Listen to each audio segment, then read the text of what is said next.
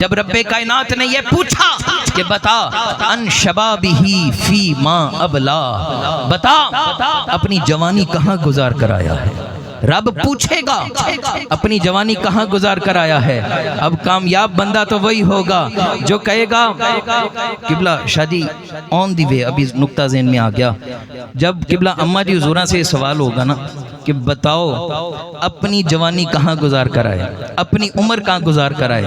قبلہ اماں جی حضورہ میرا ذوق یہ کہتی ہے اور میرا ذوق یہ کہتا ہے، قبلہ اماں جی حضوریں فرمائیں گی باری تعالیٰ تو نے ایک پتر دیا تھا عمران شاہ، اس کو اس لائق بنا کر آئی ہوں کہ وہ ایوانوں میں کھڑا ہو کے تیرے نبی کی بیٹی کا نام بلند کرتا ہے۔ میری زندگی کی یہی کمائی۔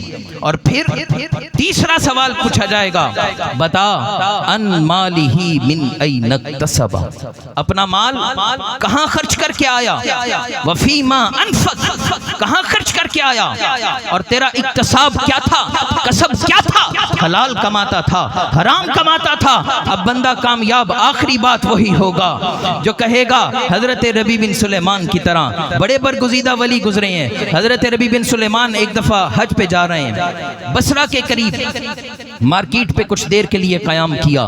آپ گئے، دیکھا کہ ایک بوڑھی عورت ہے، عبایا پہن رکھا ہے، ہاتھ میں خنجر ہے اور سامنے مردہ خچر پڑا ہوا ہے، اور وہ بی بی صاحبہ مردہ خچر کا گوشت کاٹ رہی ہیں۔ حضرت ربیع بن سلیمان فرماتے کہتے میں بی بی کے پاس جانے لگا، بی بی اٹھی اور بڑے بلند دروازے سے اندر داخل ہو گئی۔ کہتے میں نے بھی پیچھے سے دروازے پر دستک دی، بی بی نے دروازہ کھولا، در حال کہ ان کے ہمراہ 3 چھوٹی چھوٹی بچیاں تھیں۔ حضرت ربیع بن سلیمان کہتے میں نے آؤ دیکھا نہ تاؤ، میں نے کہا بی بی تو جانتی نہیں اسلام میں مردار حرام ہے اور تو مردہ خچر کا گوشت کاٹ کے لے آئی۔ حضرت ربیع بن سلیمان فرماتے کہتے میرا یہ سوال کرنے کی دیر تھی۔ اس بی بی کی آنکھوں سے آنسو چھلک پڑے، وہ رو کے کہنے لگی اے سوال کرنے والے، سوال اچھا کیا ہے مگر میری طرف دیکھ، مجھے جانتا ہے میں کون ہوں۔ حضرت ربیع بن سلیمان فرماتے کہتے میں نے کہا جی بتلائیے بی بی صاحبہ آپ کون ہیں؟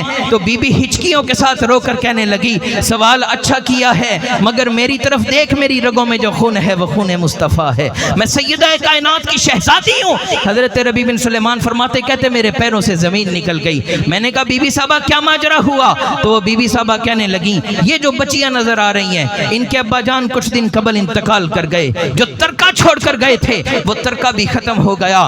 ہم سید کسی کے سامنے دستے سوال دراز نہیں کرتے۔ حضرت ربیع بن سلیمان فرماتے میرے پاس جو پیسے تھے، جو اشیاء خرد و نوش تھا، کہتے میں نے اٹھا کر بی بی صاحبہ کے قدموں پہ رکھا۔ کہتے بی بی صاحبہ نے دعا دی، بڑی بچی نے دعا دی، منجلی بچی نے دعا دی۔ کہتے چھوٹی بچی آئی اور آ کر میرے سینے سے لگ گئی اور لگ کے کہنے لگی اے ربیع بن سلیمان میں دعا دیتی ہوں اللہ تیرا حشر ہمارے نانا کے ساتھ کرے۔ حضرت ربیع بن سلیمان فرماتے میں واپس آیا، حاجی چلے گئے، اب میں اپنے علاقے میں واپس جاتا، لوگ طرح طرح کی باتیں کرتے، کہتے میں واپس نہیں گیا۔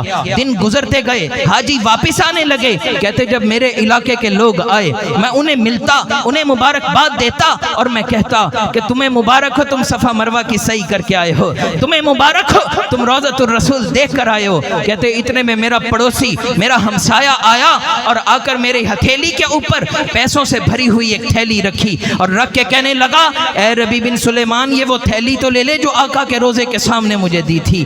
حضرت ربیع بن سلیمان فرماتے کہتے میں حیران پریشان، کہتے اسی کشمکش کے عالم میں رات ہو گئی۔ کہتے ادھر میری آنکھ لگی ادھر خسرو خوباں، سیاہ لامکاں، نازش ہر دو جہاں، کملی والے آقا علیہ السلام جلوہ فرما ہو گئے۔ حضور فرمانے لگے اے ربیع بن سلیمان